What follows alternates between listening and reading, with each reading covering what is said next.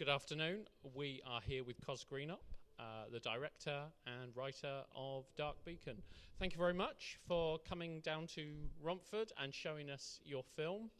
Can you tell us a little bit about your film?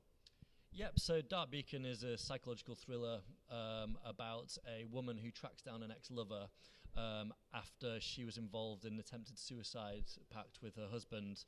And when she gets to this remote lighthouse that she's staying in with her daughter, she discovers that the evil entity and spirit of her ex-husband has come back to get vengeance on her and her lover. Where do you get the inspiration? Looking at your films, I mean, obviously, I've not seen House Red. I mean, no one has. But looking at your films, you're seriously interested in the supernatural. Where do you think that comes from?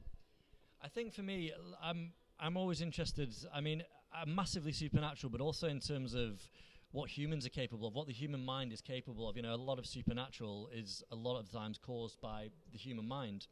And for me, that's a far more scary place than, you know, a guy with an axe or a man with a knife. You know, the thought, you know, if you look at a film like The Shining, you know, as a dad, you know, your mental state, if you want to kill your family, that's a pretty dark place to be in. And alternatively, if you're a kid whose dad wants to kill you, you know, that's equally scary. And it's not, you know, it's not this thing that's come out of the ethos, or it's not a guy who's crazy or a masked killer. You know, that's someone that you love and you've been brought up with. So for me, I love horror movies, certainly, and psychological thrillers that can happen. You know, I'm a big fan of Korean and Japanese horror, just because, you know, it is a lot more about the human and what humans are capable of. And that terrifies me a lot more because I'm a human. And, you know, the thought of me wanting to kill, you know, my child or my girlfriend or any member of my family is quite a dark, scary place to be.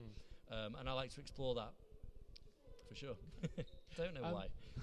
So tell us a little bit about your inspirations. What films are you really passionate about? And tell us about some of the directors who you really admire. Well, like The Shining, you know, I think Stanley Kubrick for me is a huge influence, just because he really understands humans. Do you know what I mean? I think there's one thing in his films, it is, you know, what humans are capable of, and you know, primal urges that humans have. You know, they're all emotions that he explores, which I think are really interesting. And then just, you know, independent filmmakers that are just out there, you know, making films for me is what it's my passion. It's what I get turned on by. You know, obviously I'm a kid of the 80s, so I adore Spielberg and those kind of films. But for me, they're not the kind of films that I want to make. You know, I love, you know, horror. Like, you know, we said earlier. Now I think, you know, Lars von Trier said it very well in that, you know, a horror film should be like a pebble in the shoe, and I think it is. I think it should irritate, and you should constantly think about it because, you know, it is a story, and it's something that you need to constantly think about. And if there's no kind of real story in it, you know, then we don't really care. So for me, that's my big passion. I love those kind of films, you know, psychological films, Japanese horror, Korean horror, where, you know, humans are capable of things. They're what I love, I guess, in you know, as a person that goes and watches films, but also someone that makes them. Okay. You obviously you're embedded in the horror industry now. If money wasn't an object, is there another type of film that you'd like to make outside of that genre? I don't know. I mean, for me, I'd love to make a film like The Babadook or Get Out, where, you know, you can make those movies and then essentially never have to work again. You know, you make a movie for $4 million and it makes $280 million. You know, that would be quite a nice retirement fund at 31. I think I'd take that happily. But you know, I think for me, you know, horror, I started in horror, A, because I love it, and B, because there is an audience, and it's easy for horror filmmakers to get their work seen. You know, there's so many festivals out there, and there's, you know, easier ways to get distribution. But for me, you know, as long as the story's good, you know, I always joke to people and say, actually, I love musicals, but I really do. Like, Moulin Rouge, La La Land are two of my favourite films. I adore them. And I don't know whether I've got the capacity now as a director to be able to pull something off like that, but I'd love to give a musical a go. I think it'd be quite hilarious to go from a gory horror film to, you know, all singing, dancing, you know, musical. I think it'd be quite cool. Are you able to tell us a little bit about the story of House Red? So the way that we're selling House Red at the moment is it's essentially Sweeney Todd set on a vineyard. So I kind of don't know how much that, you know, hints, but yeah, it's, you know, we've got this stereotypical young couple who have had troubles in their relationship, so they decide to travel around Italy to try and rekindle their relationship. And when they're out there, they try this wine that they absolutely fall in love with, and they find that it's an unobtainable wine. You can't buy it. There's nowhere that will sell it. And like, well, where do we go? Let's go to the vineyard that actually makes it. Well, it's about harvest time. If we help out on the harvest, maybe they'll give us a bottle. So they go to this amazing castello in the middle of these Tuscan mountains, and when they're there, they meet the family that run this vineyard, and one by one, they meet the pickers. And during the harvest, the pickers, suddenly go missing, and kind of unravels that, I won't give too much away, but basically something's going on in this vineyard that, doesn't happen in normal vineyards, and it becomes a frantic kind of cat and mouse chase around this castle and these vineyards for this couple's life. And House Red is quite a jump, isn't it, from Dark Beacon, for example, which in itself was quite a jump from Wandering Rose. Do you find yourself like pinching yourself and thinking, how is this happening? And Yeah, I think so. I think with every film, I think for me, I just want that progression, whether it's people that I'm working with or it's budget wise. I think that the bigger the budget can often hinder you creatively, I think, as well. I think some of my most creative work was on Wandering Rose, which is a 25 grand film. I think when you get to budgets that House Red are on, and the film that I want to do next, there are so many people doing jobs that, they've been doing it for years, far better than I can, but I think that hinders my creativity because, because budget is so important to producers and distributors, then it, time-wise, suddenly becomes, a matter of urgency. If I quickly say, can we quickly, like there was one night on House Red where there was the most amazing thunderstorm over the mountains and over the vineyard, and I said to the camera guys, let's go out and shoot this, and they're like, nah, union crews, we've done our 12 hours, we can't do it. If you get us to do that now, then we can't get up till 10 a.m. tomorrow.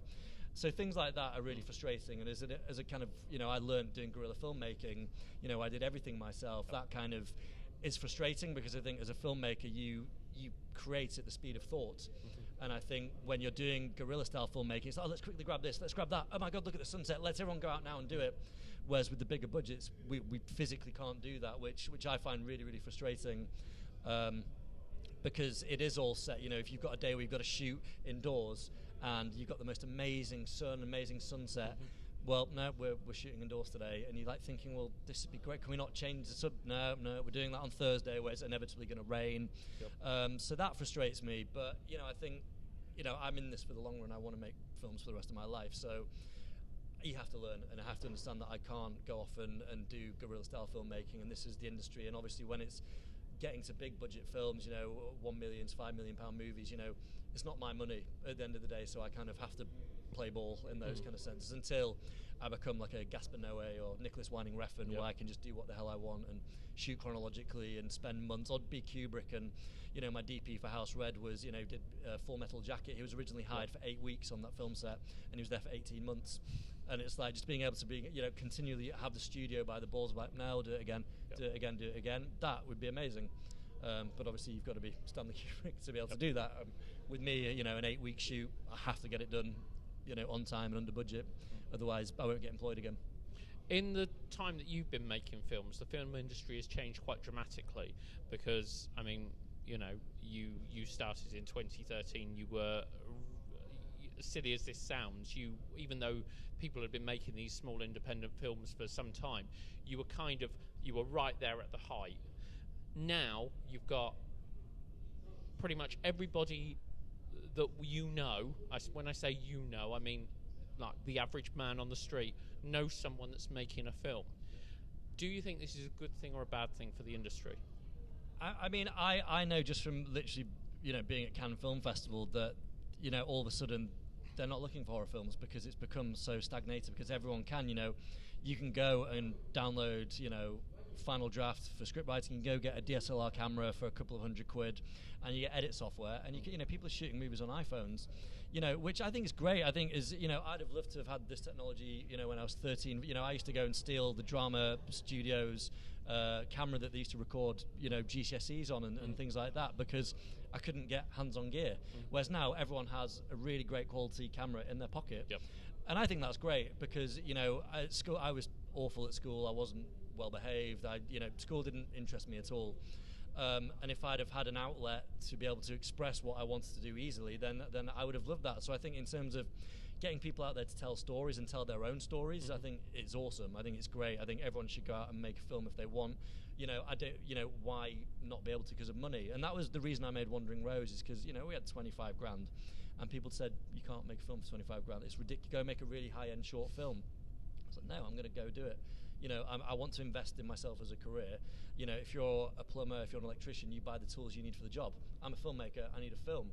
My show reel consisted of, a handful of music videos and a couple of documentaries that I was a camera guy on. I didn't even have any short films, even after film school that I spent 3 years at, which was essentially like getting a degree in finger painting. I mean, it didn't help me in the industry at all. I'd have loved to have had a camera and gone, right, let's just go shoot a film, guys. So for me, when I got that money, I was like, no, I'm going to do it, because I'm always going to look back and go, well, guess what? I made a film. Whatever happens now, I can always look back and go, I tried, I gave it a go. And then to be able to, give them the opportunity to make a second film, I heard a crazy statistic the other day that 87% of first-time filmmakers never make a second film. Yep. And that's terrifying. That's really, really shocking to hear it. And it's like, that's your one chance to get out there in this industry, and if you don't do it, then you're screwed. Yep. So, I think, certainly, horror, I think now to get a film distributed, you have to have someone named in it, or someone who's going to, distribute. At the end of the day, we're making a product, whether you're making jeans, a sofa, a cap. We're making a product, and we can be all arty and creative as possible, but it's supply and demand. People need this, or people want this, and if your film doesn't have that tick list on what these distributors are looking for, it doesn't matter. So I think you have to be clever about what you're making, otherwise no one wants it. But at the same time, since 2013, you go to the Palais in Cannes and you notice there are thousands of films and posters there that people are trying to sell, and you've got to try and do something, and really think about what your USP is, because it is so easy to go out and make a found footage film nowadays. I remember when I went to Cannes for the first year, the first distributor and the last distributor, basically every distributor said, it's not a found footage film, is it? Because we just got so many of them, because they're so easy to do. I was like, no, it's not. And I'm like, right, thank God. So I guess in that sense, it's harder, I think, to get your stuff actually out there. But I'd never say to people, don't go make a film. Like, for me, if you want to make a film, go and do it, and don't have excuses. Don't say, I need that camera, I need that actor. Just go and do it. I remember having a conversation with you on Facebook one night, probably about 2 years ago. I think Wandering Rose, I think under the guise of Demon Baby or something like that, had just landed on Sky. And I think I messaged you as I was watching it, and I said to you something along the lines of the look and the feel of Wandering Rose is far different to 99% of filmmakers. Like the oar going in the water and the water dripping off of the oar. What do you think is important to... obviously that film made you stand out from other directors in this genre. What do you think is important? What do you think, and the other thing is, how did you manage to create that look? Because there's something definitely very unique about Wandering Rose. I mean, that was the thing. I mean, it goes back to, moving, being creative at the speed of thought. If I'd have planned that shot with my DOP, I never storyboard anything, just because I'm a terrible artist. I can't draw to say, I'd have like stick men and it would just confuse my DOP. But that's what I love about having the camera and having the rig, because you're there, the light's hitting it a certain way, and I can just turn the camera. I'm doing it, I don't need to ask anybody. I can just do it myself. And that's what I loved about it, is that when you're there on set, you're creating those things as it happens. So you are shooting kind of documentary style and capturing those moments. And, with the past two films, I've not been able to do that, because it's been very much a case of speaking to the DP, telling them what I want, giving the DP creative freedom, to an extent, but at the same time, knowing that I'm not able to go out and get these shots that I want. I mean, it's a great thing. My editor, James Fuller, who's edited all three of my films, and I've actually worked with him for 10 years on music videos, on documentaries. We've worked together for years. And one thing I always have is I have him on set as he's the DIT of my editor. I always have my editor on set so that we can watch the rushes at the end of the day, and see, he can put cuts together and be like, well, that's not working, we need to do that. It just saves time and money. But he will always take a camera with him and go get B-roll and things like that, because he understands what I want and the type of films that I do. I think certainly, where I shoot my locations, I always want to show them off, because I think they add so much value to to a film. But I think that certainly being behind the I mean, I'm desperately pleading with my DOP at the moment for the film I'm shooting this summer, that I want to be on B camera, just so I can capture those moments.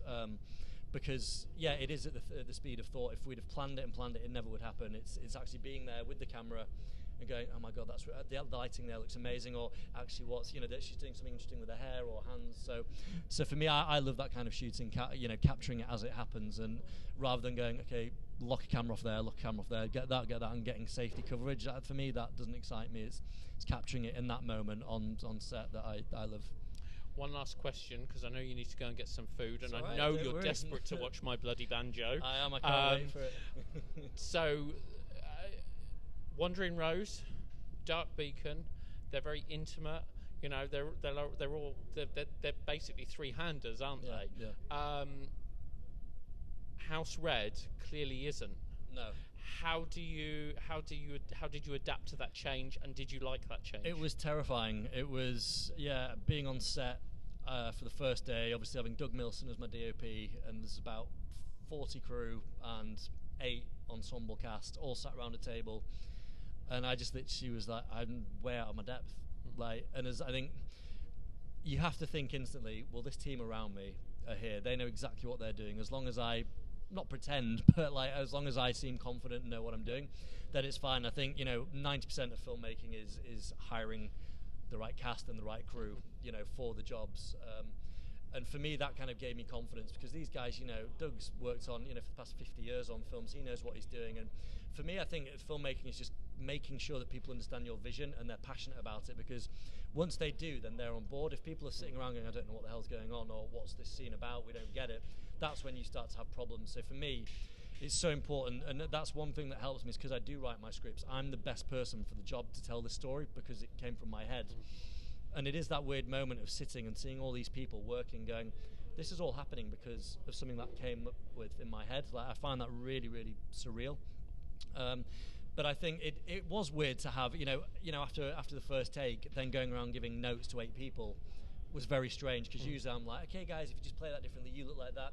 But then going around to each, you know, and a lot of the people didn't have dialogue in the scene. It was just like, I didn't just want to be like, yep, that was good sitting, you ate that cereal really well. It was weird, but you know, you soon get into it. And you know, if actors are uncomfortable, you know, actors are bloody actors. You know, if they want something, they'll tell you. Or, you know, they feel they're doing something wrong, you know, they're the first person to come and be like, that didn't work for me. So a lot of it is just asking questions and seeming confident in getting the shots that you need. I think is really, really key. But I loved it. I kind of thrived in that environment, and I always thrive with new tasks and new experiences. So to be sat there with all these people, it was just, yeah, let's go into it and just smash it out. And yeah, it was very, very different, but it was great. So to the people watching at home, how are they going to get to see Dark Beacon? So Dark Beacon is now available on Amazon, on Google Play, on iTunes. It's hopefully coming out in HMV and supermarkets, I think July time in the UK. In America, it's already out on DVD and VOD there. Excellent. Well, we wish you all the best of luck with House Red, and we look forward to seeing it in the near future. Absolutely. Thanks very much for having me. Thank you. Cheers.